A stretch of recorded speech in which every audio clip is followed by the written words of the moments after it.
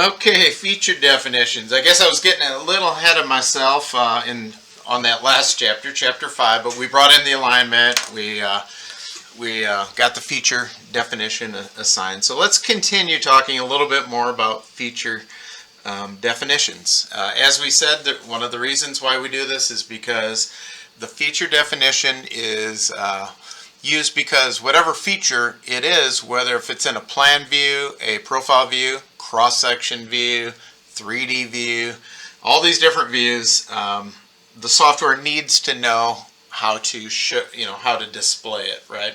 And so that's one of the reasons for feature definitions.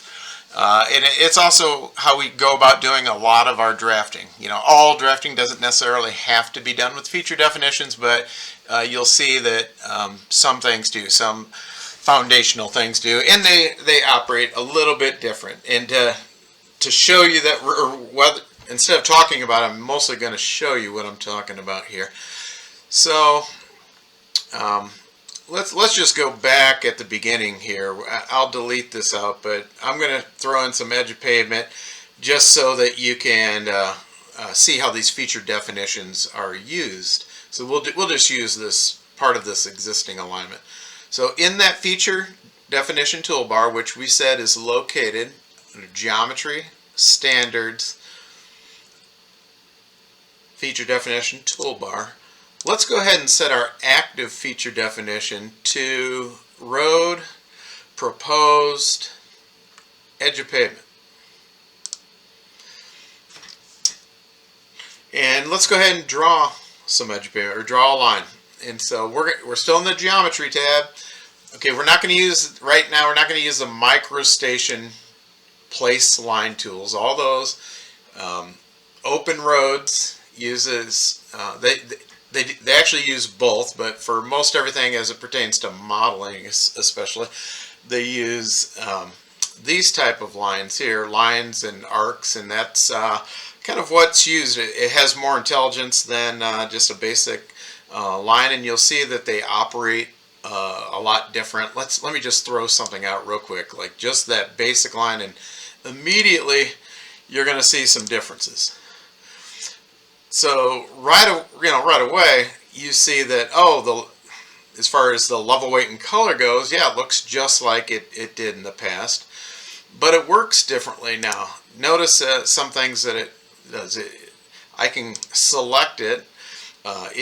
It displays the bearing, it displays the length, and I can make changes to these features, direct this way without going to any other tool.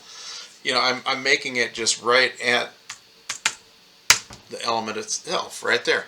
So I can key in the number. Also, when I go to modify it, like in this case, rather than rotate it, I'm going to grab the very end of it, and depending on how I want to rotate it, do I want to pivot upon this end? If so, then I'm going to hold my left mouse button down on that arrow going that way, and it's going to change, and then it'll immediately display the new bearing length.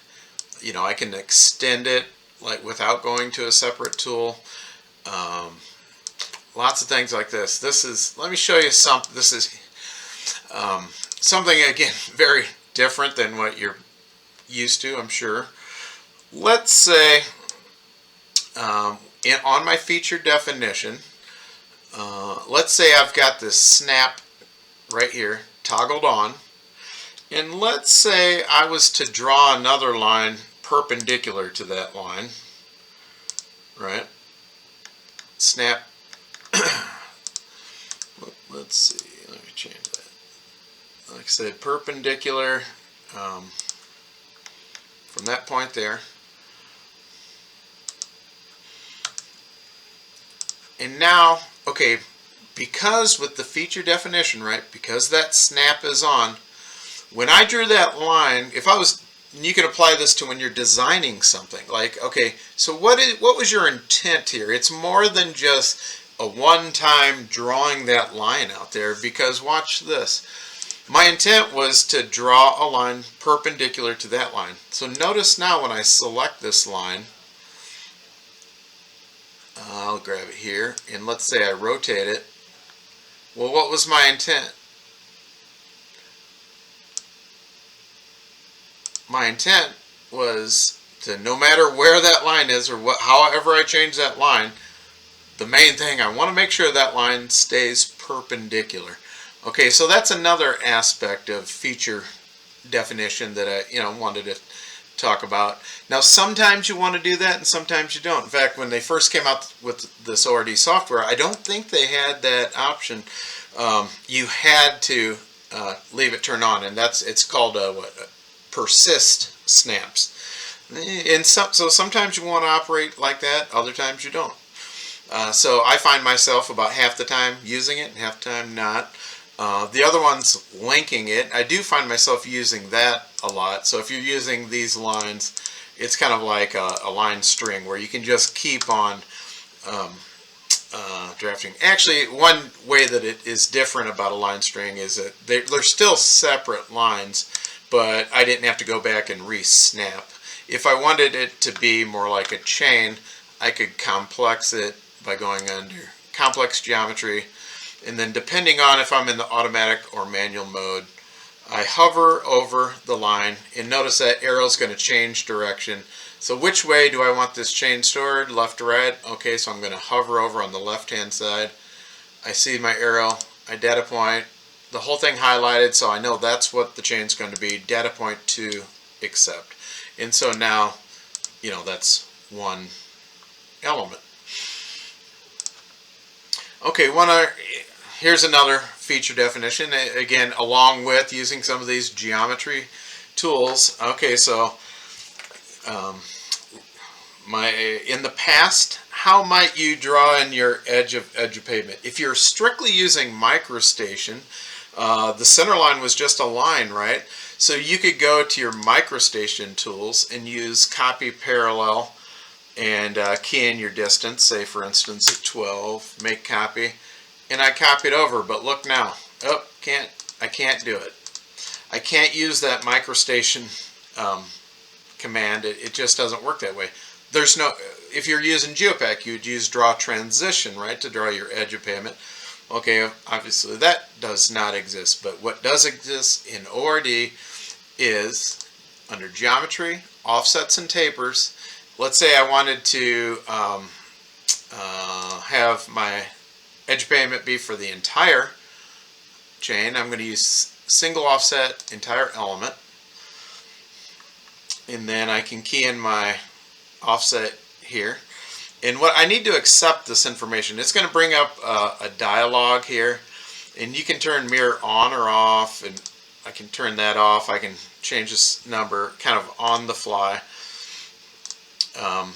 So I just selected that alignment that I wasn't able to copy parallel before. I'm going to type in 12 feet, and yes, that's the offset that I want. Do I want to mirror it? Now I'll go ahead and say yes. Oh, I accepted a few too many times. Let me delete those extra lines.